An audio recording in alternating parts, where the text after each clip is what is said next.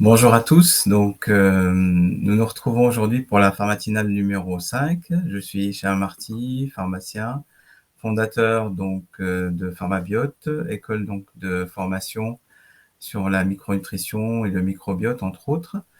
Aujourd'hui, j'ai la chance de recevoir Florence Salic. Florence est pharmacien, naturopathe et elle fait des entretiens et elle est spécialisée en mycothérapie. Elle fait aussi des entretiens en mycothérapie, on y reviendra tout à l'heure. N'hésitez pas à poser vos questions. J'invite tout de suite Florence avec nous. Bonjour Hicham, merci beaucoup de m'accueillir dans cette matinale. Merci beaucoup en tout cas d'avoir accepté d'être là avec moi ce matin. Je sais qu'il est tôt, c'est pas toujours évident, mais on est un petit peu tenu par nos travails respectifs. Voilà. Alors Florence, tu es pharmacien, tu es naturopathe, Oui. et tu es spécialisé en mycothérapie. Cette pharmacinale, on va la diviser en 3 parties. La première partie, on va parler de toi, de ton parcours. Je pense que ça intéresse les personnes, ça intéresse même beaucoup les personnes qui vont nous regarder. À la deuxième partie, on va parler de la mycothérapie ou de la place de la mycothérapie à l'officine. Et en troisième partie, on va parler des entretiens que tu mènes, notamment en oncologie grâce à la mycothérapie. Alors, pour commencer, Florence, parle-nous de toi. Qui es-tu ? Alors, je suis pharmacienne depuis pas mal d'années. Je suis diplômée de la faculté de Rennes. J'ai exercé en tant que salariée dans plusieurs pharmacies. J'ai tout de suite été attirée par les médecines naturelles, homéopathie, phytothérapie, l'aroma également, et plus récemment la gémothérapie. Et peut-être encore plus récemment la mycothérapie, parce que c'est quelque chose dont on ne parlait absolument pas il y a encore quelques années en officine. Toutes ces médecines naturelles, j'ai essayé de les développer au sein des différentes pharmacies où j'ai travaillé. En 2015, en fait, j'ai fait une formation de naturopathe pour compléter un petit peu l'approche prévention santé. Parce que je voyais des clients qui me disaient, j'étais voir une naturopathe, voilà, elle m'a expliqué ceci, cela, elle m'a dit quoi faire en problème de prévention, elle m'a dit quoi prendre en phyto, homéo, etc. Et puis je me disais, c'est aussi le rôle du pharmacien et c'est une approche qui est hyper intéressante aussi. Donc j'ai voulu compléter mon parcours en faisant cette formation-là, qui m'a d'ailleurs beaucoup intéressée. Et à la suite de ça, je me suis dit, il faut vraiment qu'on arrive à concilier les deux approches, en fait, tout ce qui est prévention, et puis également tout ce qui est domaine allopathie, parce qu'évidemment, il y a beaucoup de maladies qui demandent des médicaments allopathiques, mais il y a aussi des choses qu'on peut prévenir avec les traitements naturels. Et on peut aussi diminuer les effets secondaires de certains médicaments allopathiques avec les traitements naturels. Donc, à la suite de ça, j'ai eu une grosse épreuve dans ma vie, c'est-à-dire que j'ai également été frappée par une grave maladie, un cancer. Donc, j'ai été soignée, et j'ai pu aussi retrouver une pleine santé grâce aux thérapies alternatives. Donc, j'ai vraiment expérimenté personnellement de combiner tout ça, l'allopathie et les traitements alternatifs et la mycothérapie, en particulier en oncologie. Donc maintenant, je travaille dans une pharmacie Anton et Willem, qui est spécialisée dans les traitements plus naturels, on va dire, c'est un petit peu la base de cette enseigne. Et je suis très contente parce que ça me permet de développer un petit peu tout ce côté-là qui me tient vraiment à cœur, encore plus maintenant. D'accord. Donc effectivement, tu as dit 3 choses qui me paraissent très intéressantes. Enfin, tout est intéressant, mais voilà, il y a 3 points sur lesquels j'aimerais qu'on revienne. Le premier, c'est sur cette histoire de la partie naturopathie. Effectivement, je suis comme toi, j'entends de plus en plus de personnes dire qu'ils vont voir leur naturopathe parce qu'ils ont tel ou tel besoin. Et je pense qu'on est aussi là et qu'on peut aussi jouer sur... J'aimerais savoir, est-ce que la naturopathie a vraiment apporté un plus à ton exercice pharmaceutique quotidien? Oui, oui, parce que, en fait, tout ce qui est prévention et puis, hygiène de vie, c'est vraiment la naturopathie, en fait, hein, et dans nos études, en fait, ça c'est très, très peu abordé, ce domaine-là, et c'est un domaine sur lequel, on se rend compte que les clients, ils sont vraiment demandeurs de tous ces conseils-là. Donc Mmh. oui, je pense que vraiment ça a été un plus D'accord. mmh. Et donc tu as dit que tu as été touché par la maladie et que donc les médecines alternatives t'ont apporté un plus. Donc j'aimerais savoir si, comment dirais-je, justement, ça c'est très important. Donc tu es malheureusement passé par là. Donc tu sais aujourd'hui qu'effectivement, ces médecines sont très importantes pour pouvoir aider lorsqu'on est touché par la maladie. J'aimerais savoir comment tu as abordé les choses quand c'est arrivé par rapport à ces médecines alternatives. Comment tu as raccroché les wagons, on va dire, par rapport à ça? Mais en fait, quelque part, si on peut dire, j'avais de la chance d'être déjà formée en médecine alternative. Donc je savais un petit peu ce qu'on pouvait prendre ou pas, parce que bon, il y a des interactions, hein, avec la chimiothérapie qui sont quand même, importantes à prendre en compte. Donc je savais les produits à éviter et je savais les produits à utiliser entre les cures, pour, heu, pour diminuer les effets secondaires et cetera. Pour Toujours moi en mycothérapie ou non, globalement, mais en particulier en mycothérapie. La mycothérapie a été très, très importante pour moi. Après moi, c'était un cas un peu particulier parce que j'étais en chambre stérile pendant 6 mois. C'était une leucémie avec greffe de moelle. Donc là, j'avais pas accès à mes produits, mais après en fait, voilà, j'ai vraiment, pu, retrouver un bilan hépatique normal, une fonction rénale normale, et puis surtout une bonne vitalité grâce à un ensemble de produits dont la mycothérapie. effectivement, la vitalité est une notion importante en naturopathie.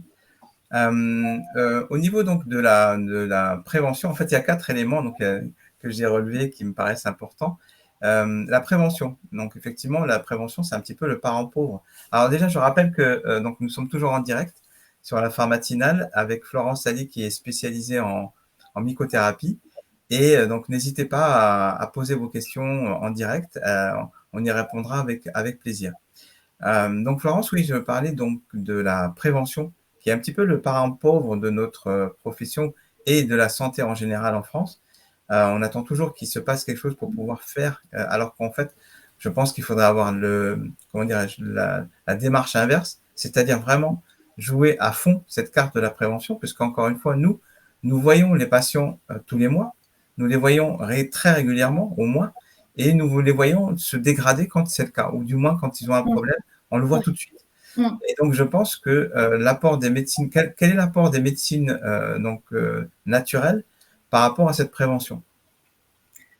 Je pense qu'elle est essentielle justement parce que c'est beaucoup plus facile d'agir en prévention que quand la maladie elle est vraiment installée, hein, que ce soit, tous les problèmes de maladies métaboliques, hein, qu'on voit énormément en ce moment, tout ce qui est diabète, tout ce qui est, alors je pense aussi, au dysfonctionnement thyroïdien. On peut aussi agir en amont. Il y a plein de choses, hein, sur lesquelles on tous les problèmes de cholestérol, les légères hypertensions, enfin, tant que le problème est léger, on peut agir en prévention. Après, quand la maladie est vraiment installée, Mhm. souvent le traitement allopathique, il est nécessaire. Donc là, on agit en complément. Mais parfois, quand les symptômes sont légers, on peut agir en prévention, et faire en sorte que justement l'état de maladie n'arrive pas. Et c'est ça Oui, qui est essentiel. c'est cette fameuse zone grise, en fait, Oui. Mmh. dans laquelle, en fait, qui n'est pas encore la maladie, mais qui n'est pas la Ouais, pleine santé.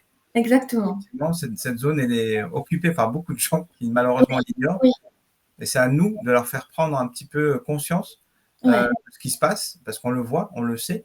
Mmh. Et donc, on peut les faire revenir à l'état de santé optimal avant de tomber Voilà, dans la maladie. Donc, effectivement, voilà. tout à fait. Je Alors suis tout à fait. ça demande effectivement de poser des questions et de prendre un peu de temps, et c'est vrai qu'en pharmacie, on est souvent un petit peu débordé par le temps, Mm. et pourtant c'est un rôle hyper important, hein, à mon sens, c'est capital, hein.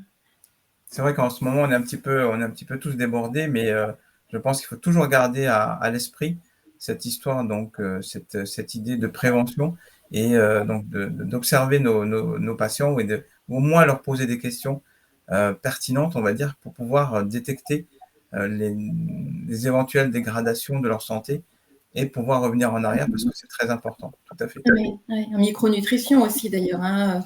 Mmh. Et c'est vrai que en naturopathie, on parle beaucoup de nutrition également, et on a pas mal de produits en pharmacie, hein, qui permettent C'est de vrai. pallier à certaines carences. Mmh. Bon, je pense à la vitamine D entre autres, parce qu'on en parle beaucoup, mais Mmh. bon, il y en a d'autres, hein, et voilà. C'est vrai que la vitamine D, on en parle beaucoup en ce Ouais, moment et à juste titre, on l'a un petit peu ouais.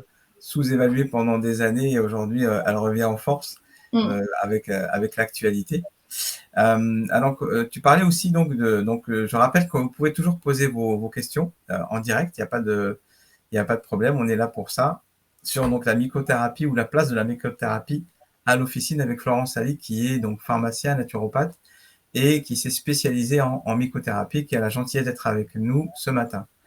Alors, tu as aussi parlé donc d'une pharmacie, enfin d'un type de pharmacie particulier, c'est-à-dire d'une pharmacie spécialisée. Et effectivement, je fais partie de ceux qui pensent que les pharmaciens ou les pharmacies doivent se spécialiser ou du moins avoir, bien sûr, on est généraliste et on le restera toujours, il n'y a aucun problème là-dessus, mais on ne peut pas être bon dans tous les domaines. Et je pense qu'il est intéressant et important que certaines pharmacies se spécialisent dans certains domaines. Et apparemment, c'est le cas donc dans la pharmacie où tu travailles. Alors, je ne reciterai pas le nom parce que voilà, mais, j'aimerais que tu nous parles un petit peu donc de cette pharmacie, de ce type de pharmacie dans laquelle tu travailles. C'est intéressant, je pense. Alors en fait, ce sont des pharmacies qui visent à promouvoir, hein, justement les traitements naturels, que ce soit compléments alimentaires, mycothérapie, phytothérapie, aromathérapie, gémothérapie. Donc on a vraiment un rayon qui est très développé, hein, dans ces produits-là, avec différentes gammes. Et en fait, on essaye vraiment, quand une personne vient, que ce soit avec ou sans ordonnance, de poser des questions pour justement voir quels sont les soucis de santé et vers quoi l'orienter au mieux, en fait. C'est vraiment quand même actif, Est-ce hein. que les gens viennent exprès vous voir? Est-ce qu'ils savent que vous êtes spécialisé? Oui, Et, de plus en plus, d'accord, ouais, ouais. d'accord. Comment vous vous faites connaître finalement? En fait, c'est un réseau de pharmacies, hein, bon, il y en a de plus en plus en France, il y en a une soixantaine, je pense, hein, même Mhm. peut-être plus maintenant. Donc ça commence à être connu, hein, voilà. Mais D'accord. après, bon, il y a aussi des pharmacies qui n'ont pas cette appellation-là et qui essayent aussi de développer tout ce qui est phyto, gémo, micronutrition, hein. Voilà, mais ça fait partie des pharmacies qui ont ce concept-là. Et alors, comment selon toi, on peut intégrer un rayon de mycothérapie dans l'officine?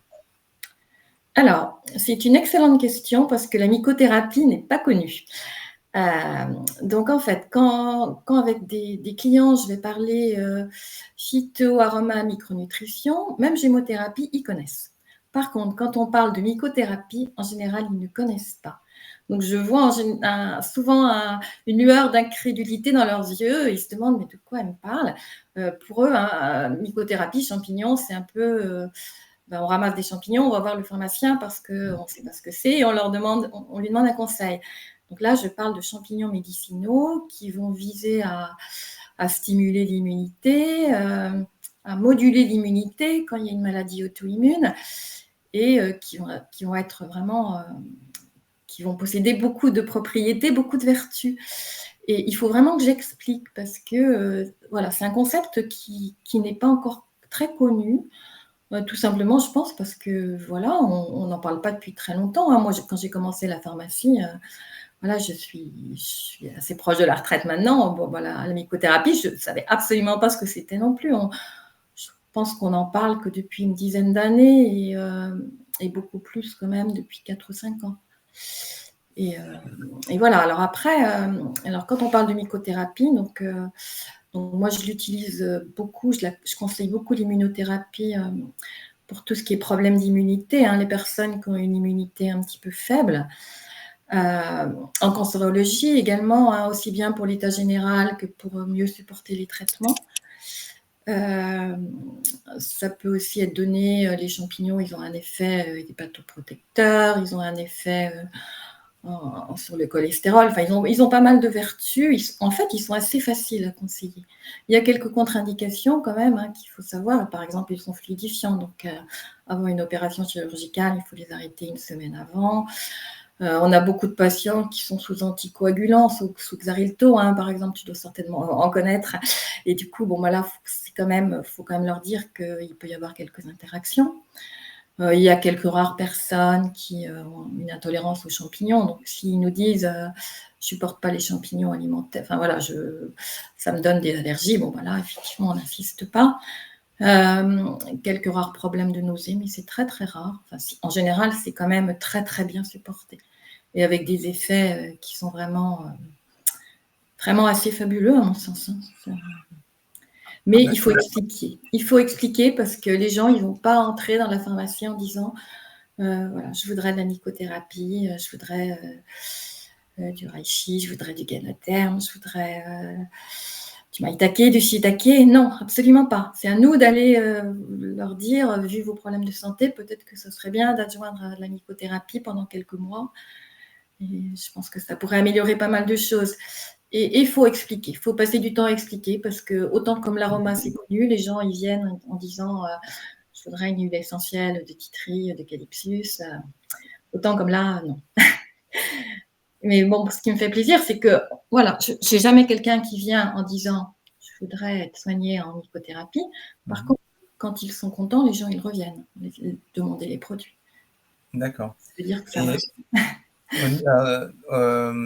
Donc, au niveau des marques, il y en a plusieurs. Enfin, il y en a beaucoup qui sont Alors, il y en a sans beaucoup. citer de nom forcément. Est-ce qu'on a beaucoup de marques qui sont de bonne qualité on Alors, va en c'est là. parler tout à l'heure de la qualité donc, des champignons. Oui. Ouais. Pardon. Oui, c'est là tout le problème de la mycothérapie, parce qu'effectivement, il y a de plus en plus de marques qui arrivent sur Internet et également en pharmacie. Et ce qu'il faut, c'est vraiment regarder enfin, être très très attentif à la qualité des produits, parce que il y a des produits qui ont l'appellation donc champignons mycothérapie, et donc on voit effectivement qu'il y a du shiitake, du maïtake, du Ganoderm, du cordyceps dans la formule, mais il y en a en trop petite quantité, ou alors sous forme. Enfin, pour moi, ce qui est le plus efficace, c'est la forme extrait, parce que la poudre, elle est assez mal absorbée, la poudre de champignons, tout simplement parce que c'est les bêta-glucanes qui sont importants dans les champignons.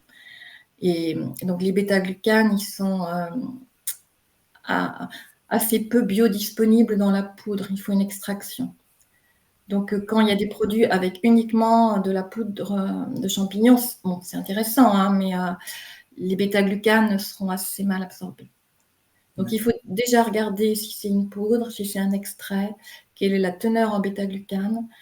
Il y a vraiment quand même pas mal de choses à regarder, que ce soit bon, tout le monde sait que les champignons, ils concentrent les polluants, donc il faut vraiment bien regarder aussi par rapport à ça. Donc, vraiment choisir des labos spécialisés, des labos éthiques.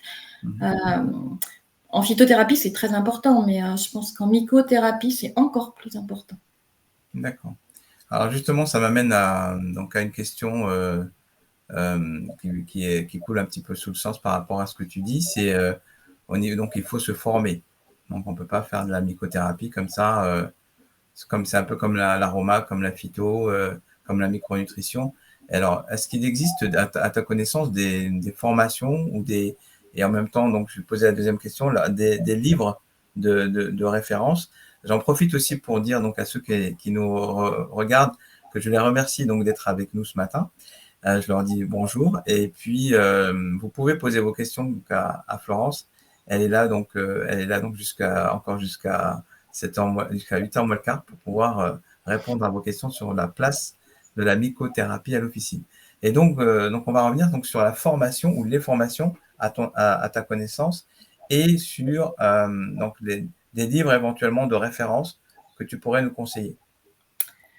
Alors au niveau formation, je trouve qu'il n'y a pas grand-chose en fait. Mmh. Donc j'ai entendu parler, la première fois que j'ai entendu parler des champignons, c'était en écoutant une conférence du docteur Donatini, qui les conseillait pour l'immunité, pour les problèmes d'intestin aussi. À la suite de ça, j'ai dû acheter un bouquin qui date un petit peu. Alors attends, je vais le chercher. Parfait, parfait, parfait. Donc n'hésitez pas à poser vos questions. Merci d'être avec nous. Merci de nous suivre ce matin, parce qu'il est tôt, c'est bien. Bon appétit si vous prenez votre petit déjeuner. Donc Florence est partie chercher donc le livre, donc un livre de référence pour la mycothérapie, pour nous éclairer un petit peu. Alors en fait, Oui, c'est un livre qui date un peu, parce que édition 2014-2015, vous voyez. Donc de Jean-Marie Samori, Les champignons. est-ce que tu peux le montrer, s'il te plaît? Voilà, je ne sais pas s'il est. Un petit peu plus haut. Voilà. C'est bon. Ok, ok, d'accord. Donc C'est bon.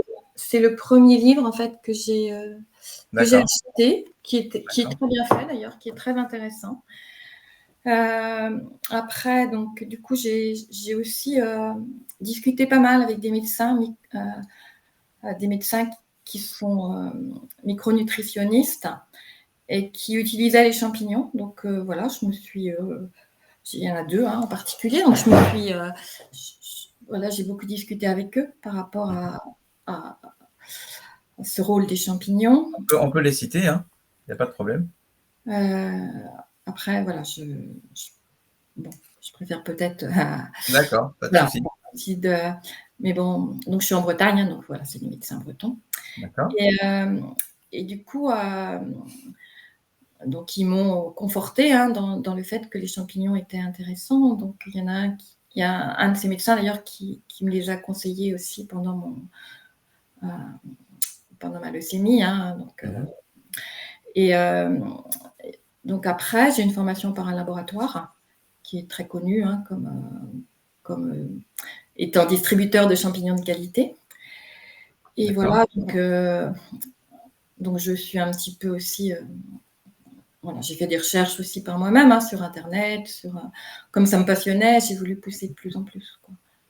Mais D'accord. à ma connaissance, autant comme il y a énormément de formations hyper intéressantes en phyto, aroma, même gémeaux maintenant, gémothérapie, et autant comme au niveau des champignons, il n'y en a pas énormément. Et pourtant, ils sont vraiment très intéressants. Je pense que dans les années qui viennent, on va découvrir encore de plus en plus de choses. Par exemple, chose qui est très difficile à trouver par ailleurs, c'est qu'ils ont un rôle au niveau des IgA. Donc les immunoglobulines A ont un rôle sur tout ce qui est barrière, aussi bien la barrière intestinale enfin, c'est toutes les muqueuses en fait. Et du coup, les personnes qui ont un déficit en IgA, ils vont avoir une immunité faible. Et les champignons vont permettre de remonter les IgA par leur teneur en bêta-glucane général. Alors, donc, au niveau des champignons, combien il y a à peu près de champignons médicinaux avec lesquels tu travailles habituellement? Il n'y en a pas énormément, il y en a 6.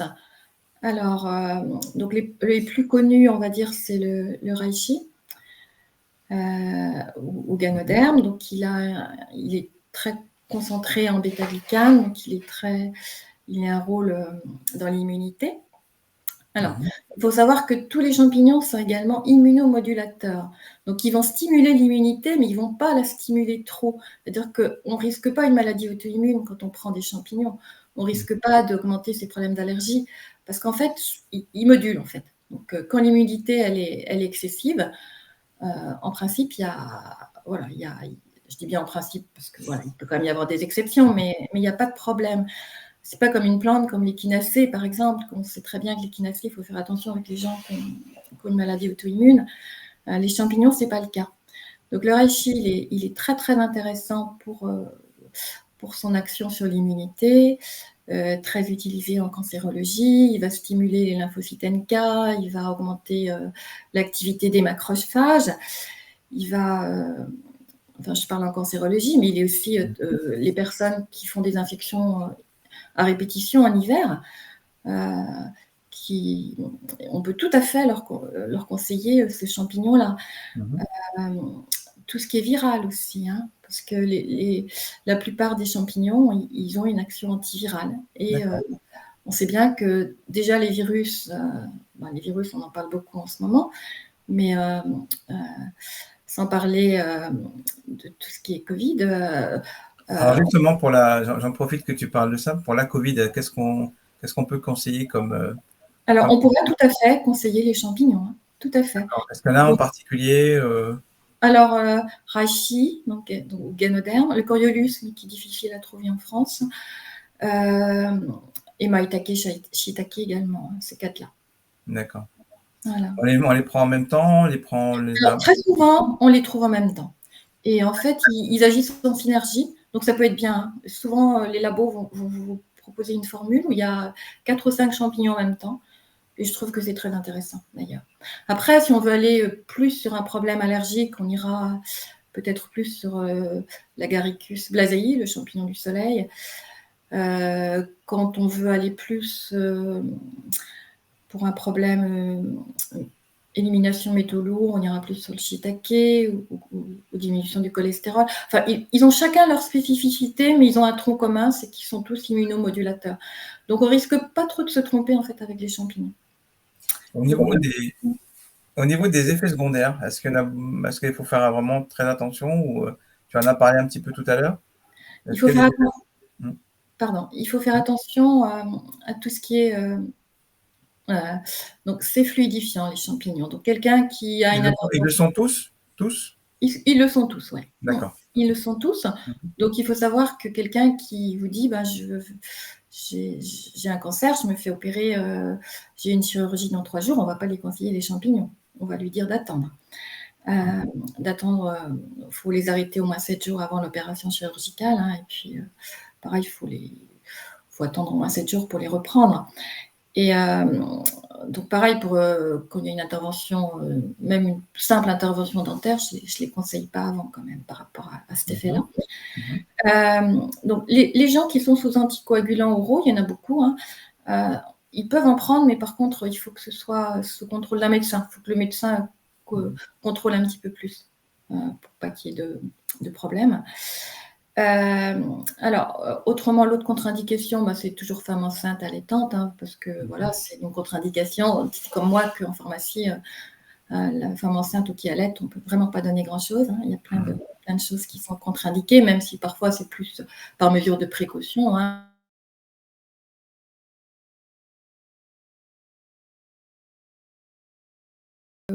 Alors, il faut savoir qu'éventuellement, pour les enfants, on peut ouvrir les gélules et donner et mélanger l'intérieur, enfin la poudre à une compote. Mais bon, avant 6 ans, c'est quand même pas adapté. Et voilà, donc les contre-indications, elles sont... Il n'y en a vraiment pas beaucoup. Il n'y en a pas beaucoup finalement, ouais, c'est ce que j'allais dire. Il y a peu d'interférences avec les cytochromes, par exemple. On sait que les médicaments de chimiothérapie transitent souvent par cette voie-là, hein, pour être détoxifiés au niveau hépatique. Les champignons ont peu d'interactions à ce niveau-là. Donc ça, c'est assez pratique. Par contre, ils ont un petit effet antioxydant, qui me fait dire que par précaution extrême, ne pas les conseiller pendant la chimio, attendre au moins 48 heures après. D'accord. Alors, donc, en général, donc, en officine, donc, quels sont les situations où tu vas pouvoir proposer des champignons?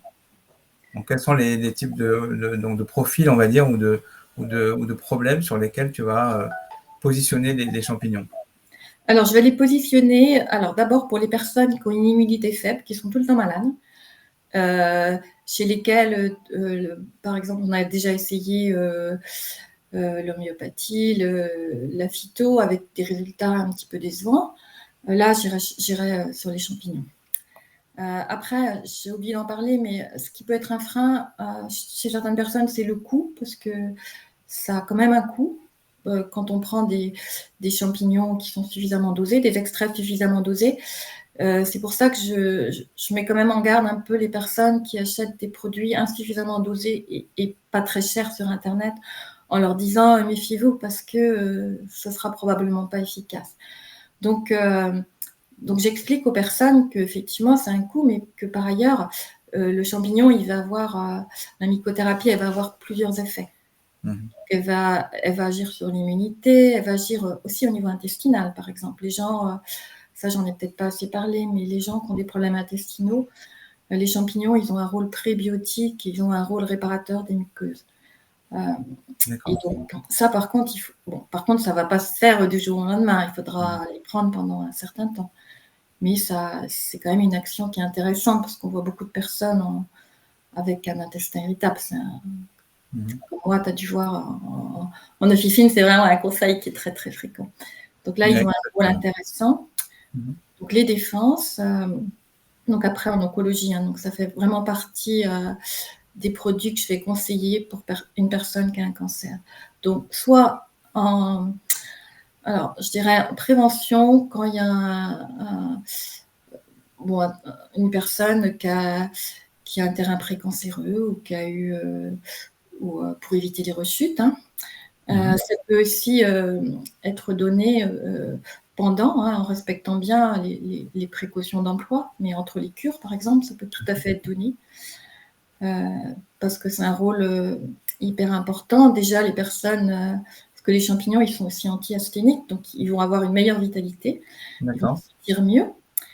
Ils vont réparer leur foie parce que beaucoup de champignons ont une action aussi sur le foie. En fait, ils sont hépatoprotecteurs et ils vont avoir moins de nausées, ils vont mieux supporter. J'en donne pas pendant, mais souvent quand même l'état nauséeux, pas bien, il perdure. Et là, en fait, le fait de redonner la mycothérapie, ça va leur permettre d'être mieux beaucoup plus vite. Donc, en fait, si je comprends bien, tu donnes donc de la mycothérapie entre les cures, pas pendant les cures. Alors, pas pendant les cures, parce que les oncologues sont vraiment...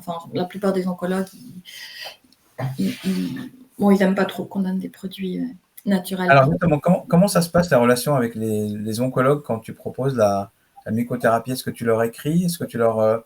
ou quand tu fais des entretiens, est-ce que tu leur donnes un compte-rendu un peu comme les entretiens qu'on fait en officine ou comment? Non, je joue la précaution extrême, c'est-à-dire que pendant, je vais conseiller de l'homéopathie et quand je sais que le produit de chimiothérapie, on connaît la demi-vie des produits, donc quand on sait que voilà, le produit sera éliminé, donc je vais conseiller la mycothérapie. D'accord.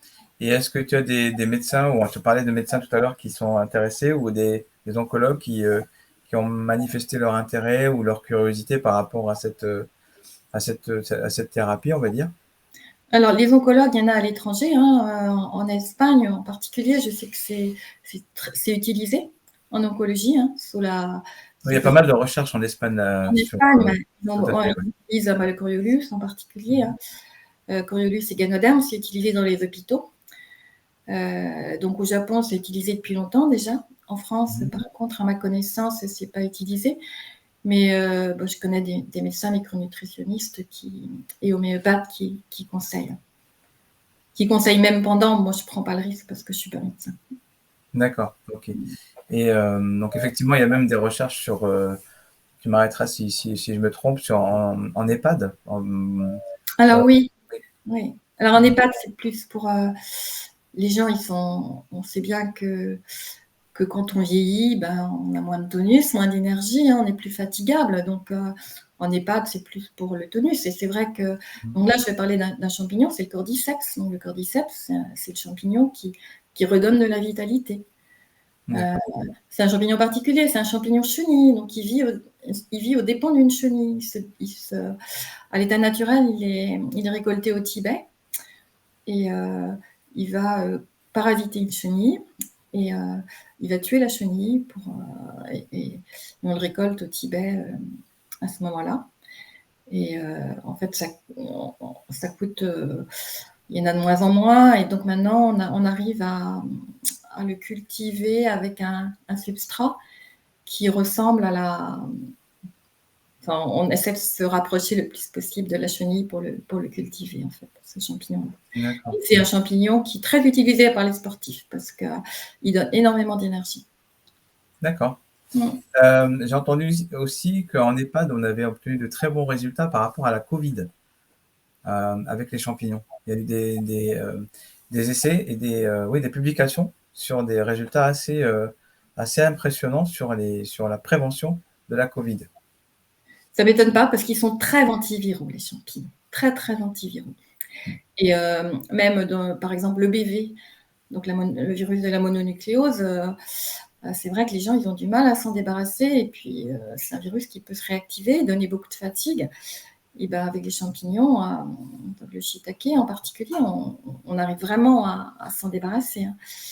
Ça a des résultats intéressants sur le virus de l'hépatite B, sur les herpès virus aussi.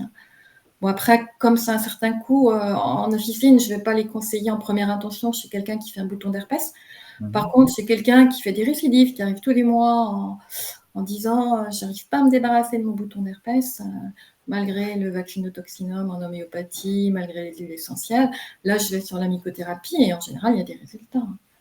Ils ont vraiment un rôle antiviral, alors qui est dû non seulement au bêta-1,3-glucane, mais aussi aux terpènes. Enfin, voilà, c'est une synergie, un champignon. J'ai parlé des bêta-1,3-glucanes, mais il y a aussi tout ce qu'il y a autour.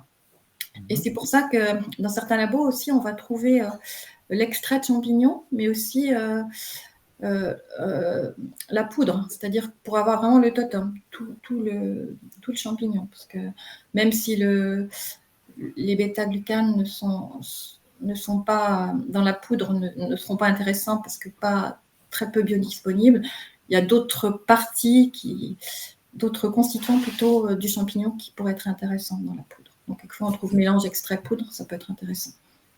D'accord. Et surtout, au niveau, donc, effectivement, donc, des substances qui sont actives dans les champignons. Tu as parlé des bêta-glucanes, tu as parlé donc, des terpènes, et tu as parlé du totum. Effectivement, le totum, en général, c'est une notion qu'on retrouve aussi en phytothérapie. Ouais. Et, donc, effectivement, et en aroma aussi, donc, oui, et en gémeaux aussi, d'ailleurs. Oui. C'est assez marrant comme on retrouve cette notion à chaque fois qui revient en force, on va dire, où effectivement le totum de la plante ou du champignon va être plus actif, ou meilleure tolérance et meilleure activité qu'un extrait, surtout si c'est un extrait chimique de la plante. Alors j'aimerais que tu nous parles un petit peu donc, des substances actives des champignons. Donc, on a tout d'abord les bêta-1,3-1,6-glucanes, c'est des polysaccharides, donc des sucres. Et donc, ces substances-là ont une action très immunostimulante et immunomodulatrice. Donc, comme j'ai dit tout à l'heure, ça stimule d'un côté, mais ça peut aussi freiner quand le système immunitaire est trop réactif, comme on voit dans les maladies auto-immunes. Donc ça, c'est vraiment l'essentiel des champignons. Enfin, l'essentiel. C'est quand même pour moi ce qui fait partie de la grande efficacité des champignons dans beaucoup de domaines. Donc par ailleurs, on trouve aussi des protéoglycanes qui ont aussi une action immunostimulante. On trouve aussi des minéraux. Alors après, ça va dépendre un petit peu de chaque champignon. La teneur va varier énormément. On trouve de l'ergostérol, qui est un précurseur de la vitamine D. Alors, on va trouver certaines statines naturelles dans certains champignons. Donc, ça peut... on comprend mieux pourquoi ça a une action sur le cholestérol. Donc voilà, c'est vraiment un ensemble de... On trouve vraiment pas mal de choses dans les champignons. D'accord. Au niveau donc, des entretiens d'oncologie, comment ça se passe? Décris-nous un petit peu comment le déroulé de l'entretien, c'est-à-dire comment tu les proposes, comment ça se déroule, sur combien de temps, quelles sont un petit peu les questions que tu poses sans rentrer trop dans les détails, mais comment tu es arrivé un petit peu à les proposer? Et quels sont les effets que enfin, est-ce qu'il faut en faire plusieurs fois? Est-ce que c'est un suivi? Voilà, comment ça se passe? Alors en fait, je les propose quand je vois quelqu'un qui vient avec une ordonnance, avec, tu le sais mieux que moi, hein, on sait très bien les personnes qui ont, même s'ils ne nous en parlent pas, avec l'ordonnance, on sait que les personnes Oui, viennent pour un cancer, hein, voilà, quand on voit les prescriptions. Et donc, en fait, il faut quand même être un petit peu diplomate, hein, on va dire. Hein, donc, soit les personnes, ils ont envie de se confier, soit ils n'ont pas envie, tout dépend. Et donc là, et souvent d'ailleurs, c'est les proches qui viennent avec l'ordonnance. Donc là, en général, je vais dire, voilà, il y a des choses qu'on peut faire pour vous aider. Mais si vous voulez, on peut en parler. Ça demande un petit peu de temps. Je ne peux pas en parler comme ça. Je peux vous donner quelques conseils, 5 minutes au comptoir, mais si vous voulez, on peut prendre un petit peu plus de temps. On peut prendre une demi-heure. On va dans une pièce à part et voilà, je vous dis ce qui peut être fait en complément de la chimio, quelles sont les précautions à adopter, ce que vous pouvez faire pour vous sentir mieux. Donc là, je me sers aussi de ce que j'ai appris en naturopathie. C'est vraiment un tout. C'est un tout. C'est vraiment un tout parce que je parle aussi beaucoup d'hygiène de Comme vie. l'organisme, c'est un tout. C'est vraiment un tout. Ouais. Alors, et puis, et quelquefois, c'est vrai que je suis frustrée de ne pas disposer de plus d'une demi-heure, par exemple. Quelquefois, c'est vrai qu'on aurait besoin même de plus de temps parce qu'on se rend compte que les gens, ils posent des questions et ils sont vraiment avides d'informations. Et puis là, pour moi, là où je me sens vraiment le plus à ma place, c'est le plus où je me dis que finalement, dans mon métier, on est vraiment utile. C'est quand les gens disent vraiment merci pour ce que vous m'avez apporté. J'ai mieux supporté la chimio, j'ai mieux supporté la radiothérapie. Enfin voilà, c'est vraiment, pour moi, c'est capital. Enfin, et puis vraiment, je pense que c'est un tout. C'est-à-dire que quand une personne a un cancer, elle est touchée dans son corps, elle est touchée dans son psychisme. Sa vie bascule. Je suis passée par là, donc je sais de quoi je parle. Et du coup, c'est important de dire, non, la vie ne s'arrête pas. Il va y avoir une période pas facile, vous allez être fatigué, mais il y a des moyens pour que vous récupériez plus vite, pour que vous ayez moins de nausées, pour que vos constantes hépatiques ne soient pas trop perturbées. Puis je leur parle aussi beaucoup de l'importance du sport, l'importance de l'alimentation, l'importance de la cohérence cardiaque, enfin plein de choses. Je ne parle pas que de mycothérapie, mais en général, j'intègre la mycothérapie. Voilà. Et puis en suivi aussi, je dis aux personnes, voilà, bon maintenant ça y est, c'est fini, vous êtes en rémission, mais il y a peut-être quelques précautions à prendre dans les années à venir. Et dans les précautions aussi, je dis aux gens, ça peut être bien de faire pendant 3 mois, de prendre de la mycothérapie, chose que j'ai faite moi aussi. J'en ai pris pendant les années qui ont suivi. Et la place de l'alimentation dans les entretiens en cours que tu fais, ça dit quoi? C'est très important. Alors après, il y a différentes sortes de cancers. Dans les cancers hormonodépendants en particulier, c'est très important. Est-ce que les gens, tu te rends compte que au niveau alimentaire, ils sont un petit peu est-ce qu'ils font beaucoup d'erreurs alimentaires ou est-ce que là-dessus comment tu trouves, comment ils sont à l'écoute ou comment ça Alors, se passe? c'est très très variable. Il y a des personnes qui, ont encore aujourd'hui peu de connaissances, on va dire, qui mangent un peu n'importe quoi. Il y a des personnes qui font hyper attention. Enfin, on voit vraiment de tout. Après, même dans les personnes qui croient avoir une bonne alimentation, il y a toujours quelques erreurs qu'il faut, voilà. Il y a des personnes qui ont aussi, bon là je ne parle pas d'oncologie, mais qui ont clairement même un régime trop restrictif, qui ne leur apporte pas tous les nutriments dont ils ont besoin. C'est bien les personnes véganes, par exemple. Donc là, je sors carrément du domaine, mais bon, il faut vraiment complémenter. Là, c'est indispensable parce qu'il y a trop de carences. Et il y a certaines femmes aussi qui ont des régimes trop restrictifs où là, il faut vraiment dire attention à l'apport en protéines, attention à l'apport en certains minéraux. Parce que bon, on sait très bien que quand il y a des carences alimentaires, les personnes n'auront pas tout ce qu'il leur faut en vitamines du groupe B, en plein de choses, en zinc, et donc du coup, il peut y avoir des maladies qui vont se développer. Donc oui, c'est la première chose, hein, j'insiste beaucoup sur l'alimentation. Très bien.